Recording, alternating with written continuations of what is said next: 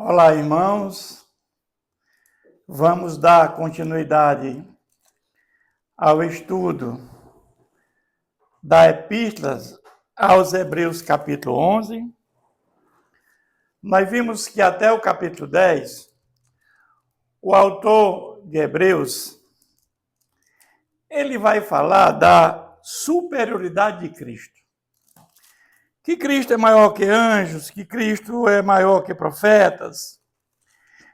Ele vai falar da revelação de Deus. A revelação de Deus se dá de três maneiras: através da natureza, pela obra do firmamento, a sua criação, pela palavra de Deus e por Jesus Cristo, que é a última revelação de Deus. Mas muitos judeus que tinham se convertido ao cristianismo estão voltando ao judaísmo por conta da perseguição que está acontecendo, muitos perdendo seus bens, até morrendo. E o autor de Hebreus vai dizer que voltar ao judaísmo é uma coisa ruim, porque a obra da lei não salva ninguém. Ela apenas diz que a pessoa é pecadora, mas ela não corrige o problema. O cristianismo, através de Jesus, é que corrige. Porque a salvação se dá através de Jesus, pela fé em Jesus Cristo. É esse do entendimento desta carta, ao longo de todos esses capítulos que nós vimos, da preocupação desse autor com a salvação, mostrando que era necessário colocar a fé em Jesus Cristo, no Messias que existe na Tanakh, no Antigo Testamento, e esse Messias está configurado na pessoa de Jesus. Mas agora, no capítulo 11, ele vai mudar a condução do estudo, e ele vai agora falar da natureza da fé. Ele começa no versículo 1 dizendo: ora, a fé é a certeza de coisas que se esperam. Aquilo que nós esperamos, nós temos a certeza que vai acontecer por conta da fé. E a convicção de fatos que não se veem. Nós vimos as coisas que não se veem, mas que aí existe, o firmamento. Foi obra do Salvador, do Criador. Pois pela fé os antigos obtiveram bom testemunho. Vamos ver que a fé é a confiança em Deus. Quanto mais nós temos conhecimento de Deus, mais nós temos fé. E nós vamos ver que os antigos deram bom testemunho, porque ele vai falar, né, do Antigo Testamento, dos heróis da fé.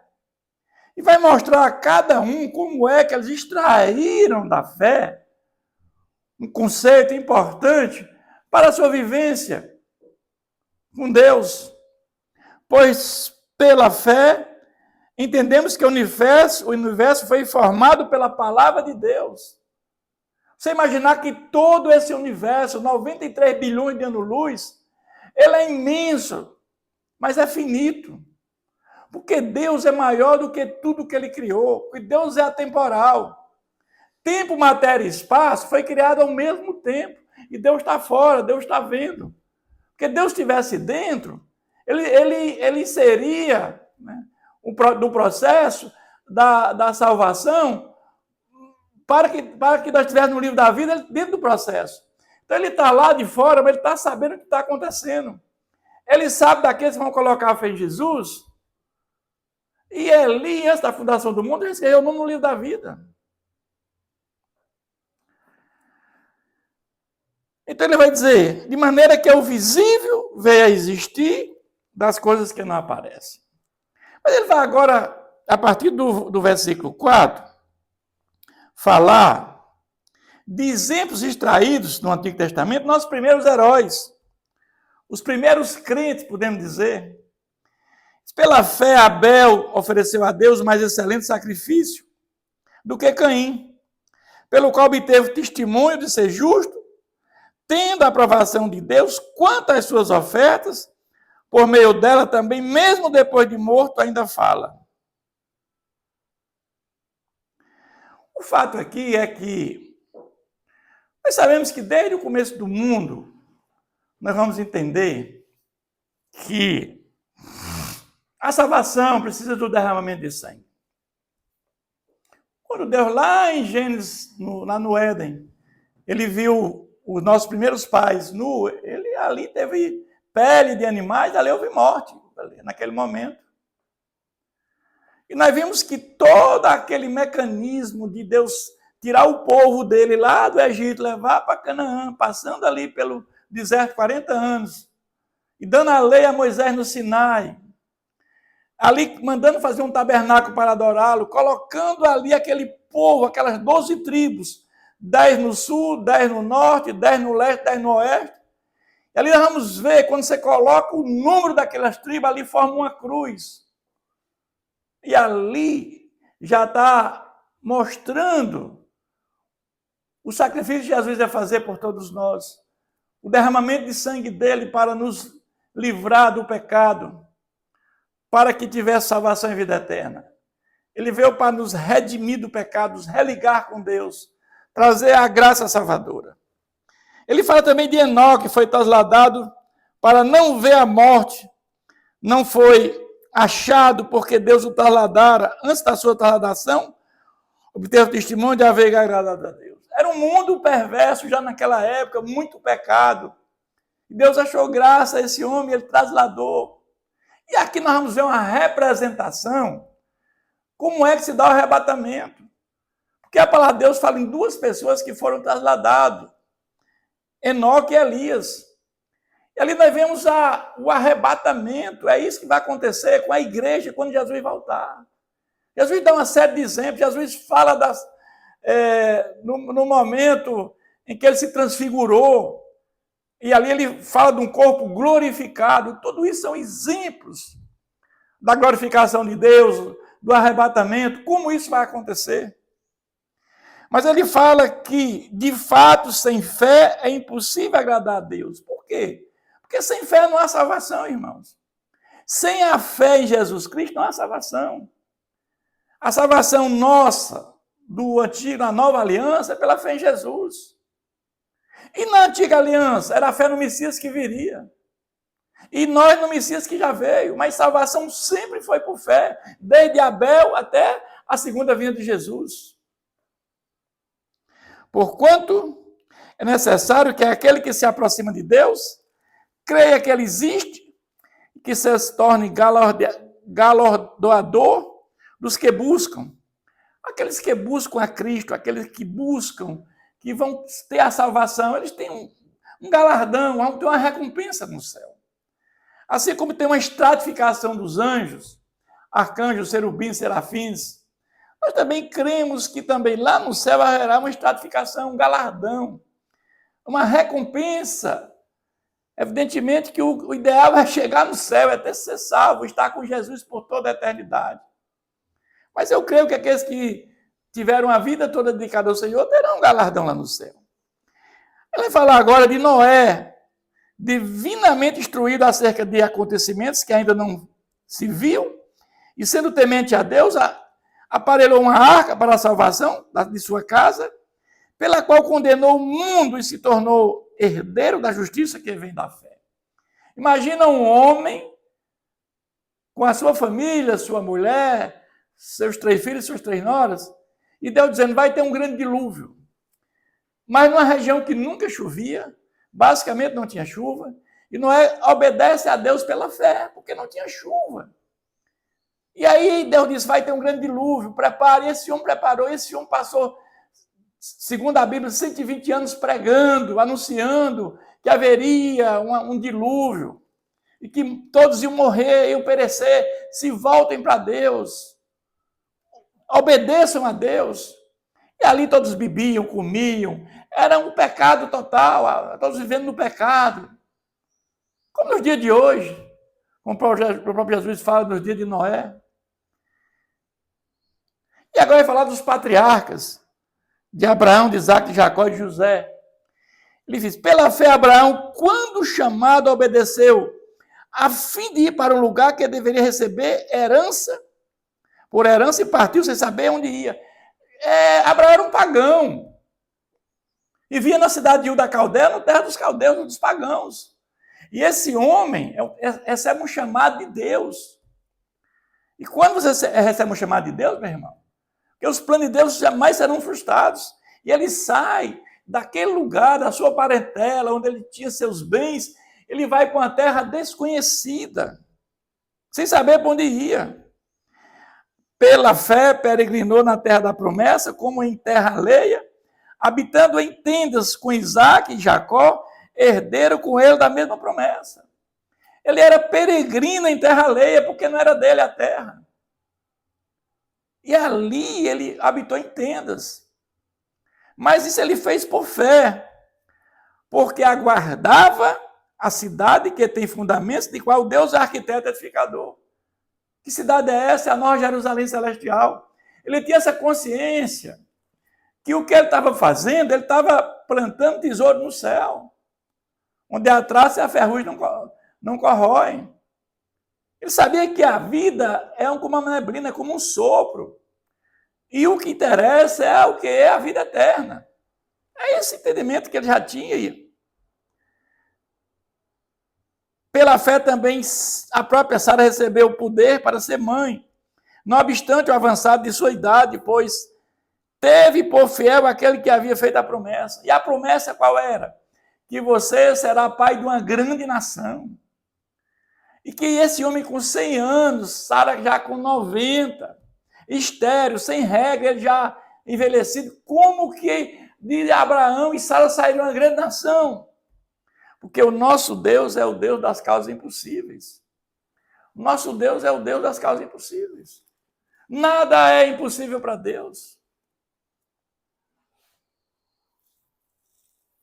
Por isso também, de um, aliás, já amortecido, saiu uma posteridade tão numerosa como as estrelas do céu, inumerável como a areia que está na praia do mar. Parecia impossível, irmãos. Como que esse homem já velho, amortecido, a mulher sem regra, como é que sairia uma grande nação? Mas Deus, ele traça seus planos perfeitos através de pessoas imperfeitas. Ele é o Deus das causas impossíveis. Todos esses morreram na fé, sem obtido a promessa, vendo-os, porém, de longe, e saudando-os e confessando que era estrangeiro e peregrino sobre a terra. Evidentemente que a promessa de Abraão se cumpriu. Porque Deus é Deus de promessas. As promessas de Deus jamais deixaram de ser cumpridas. Só depois de 430 anos é que aquela promessa se cumpriu, porque o povo hebreu, povo de Deus, que foi escravizado no Egito, sai do Egito e vão para Canaã, para a terra prometida, mas só depois de 430 anos. Eles não viram, logicamente, que morreram antes. Mas a promessa se cumpriu. Quando Josué entra com o povo na terra prometida.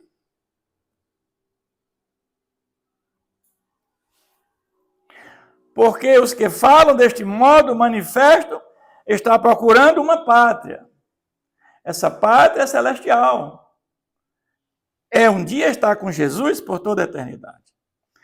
E se na verdade se lembrasse daquele de onde saíram, teriam a oportunidade de voltar. Mas agora aspira a uma pátria superior, isto é, celestial. Por isso Deus não se envergonha deles, de ser chamado o seu Deus, porquanto lhes preparou uma cidade. A Bíblia fala que Deus é o Deus de Abraão, de Isaac e de Jacó. Então, Deus não se envergonha deles, porque eles, em algum momento, falharam, mas ao longo da sua história, eles honraram a Deus, eles foram obedientes. Então, Deus não se envergonha. Por isso que a Bíblia fala que ele é o Deus de Abraão, de Isaac e de Jacó.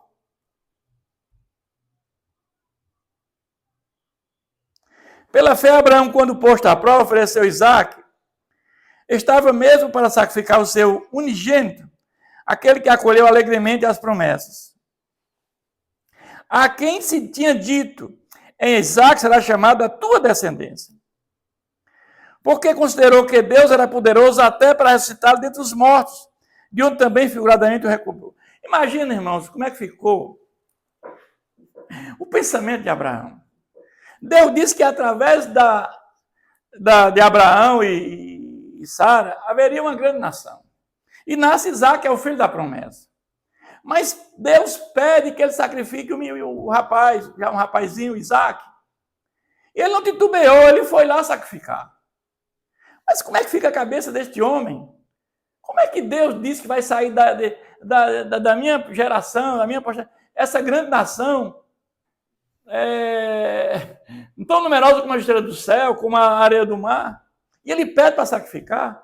E ele vai, mas o fato é que ele pega lá os seus criados com um jumento, sai com a lenha, chega a determinado ponto ali, não dá mais, os criados e o jumento fica ali.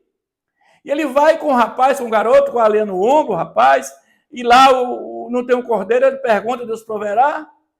Num momento que nunca tinha se ouvido falar de ressurreição de mortos, ele diz, fiquem aqui que nós voltaremos. Então ele tinha essa consciência que ia voltar, que Deus ia ressuscitar o menino. Então aí, por isso que ele é considerado o pai da fé. Porque ele tinha essa convicção que nós voltaremos. Não é que eu voltarei, nós voltaremos. Como está em Gênesis 22.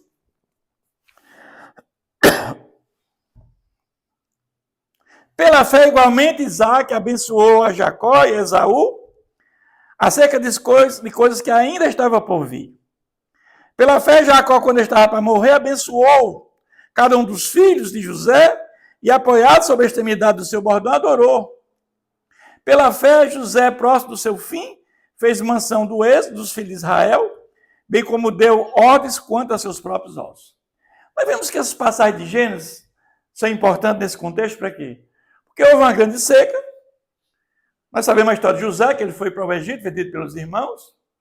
Mas Deus providenciou tudo aquilo, o próprio Deus.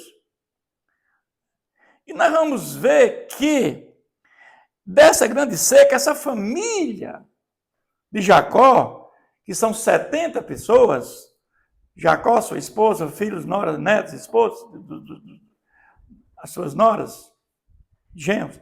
Então nós vamos ver que eles entraram lá no Egito, na terra de Goza, que era uma terra destinada ali à criação de animais, que era o que eles sabiam fazer, o pastoreio.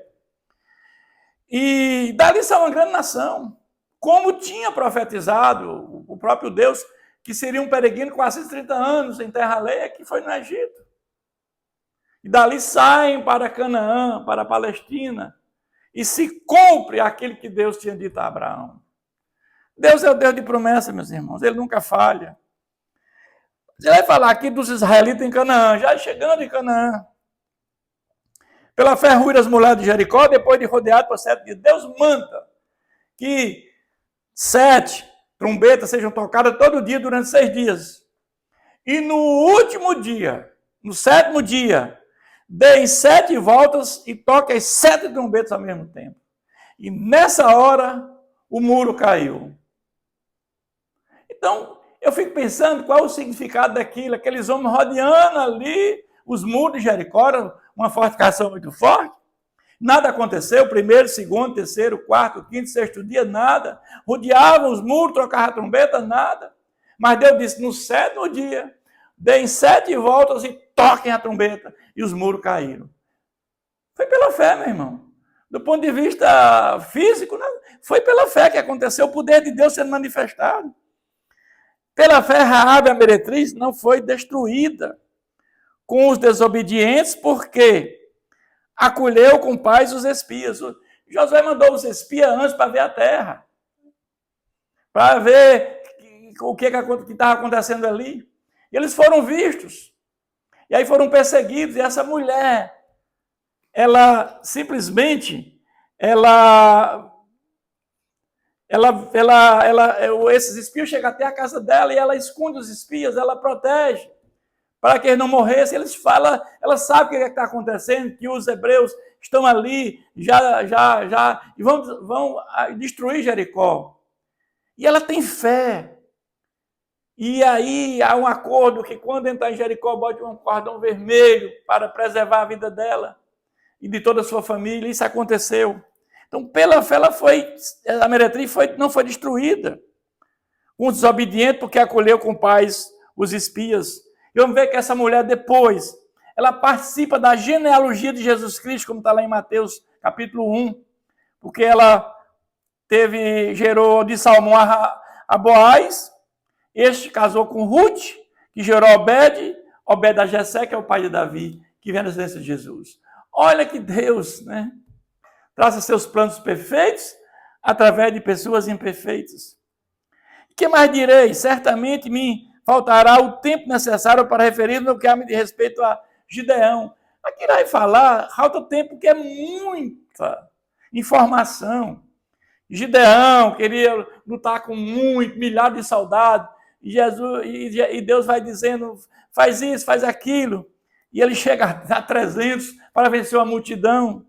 O que dizer de Baraque, de Sansão, aquele juiz, de Jefté, um juiz que fez um voto que quando voltasse da luta, a primeira pessoa que saísse da sua casa, ele sacrificaria, e foi a sua filha. De Davi, de Samuel, que foi um grande profeta, e dos profetas, os quais por meio da fé subjugaram reinos, praticaram a justiça, obtiveram promessas, fecharam a boca de leões. Aqui é bem provável que esteja falando de Daniel, na cova dos leões, que Deus fechou a boca dos leões.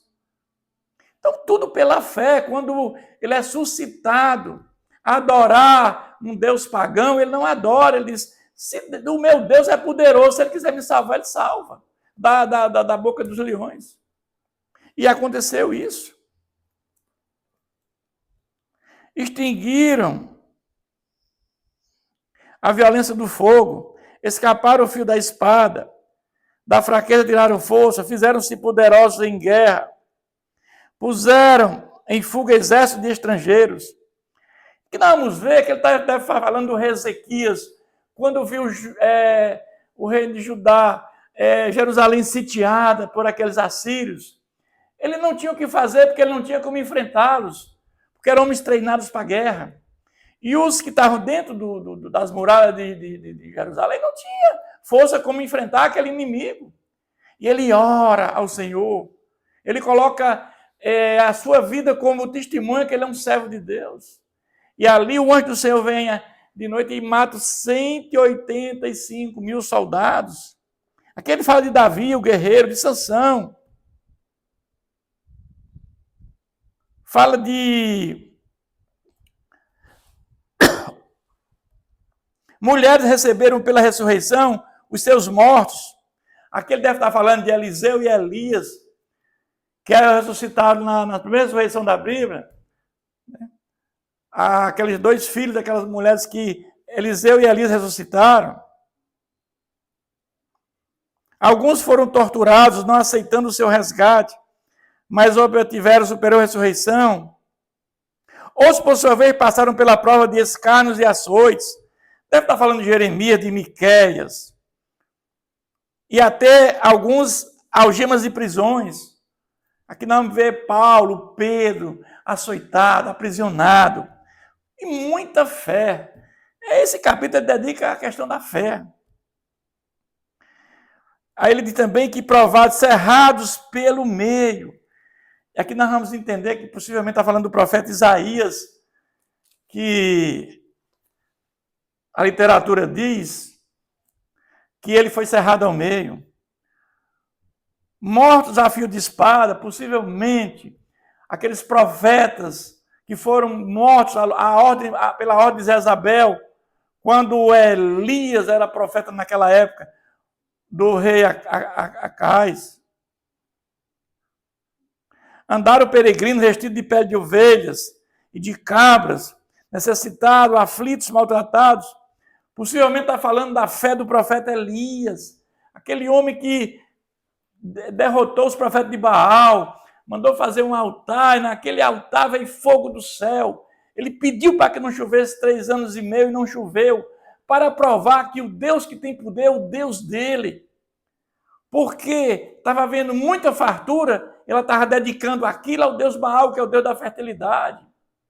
E Elias provou que o Deus que tem poder, que aquela fartura se dá por conta do nosso Deus.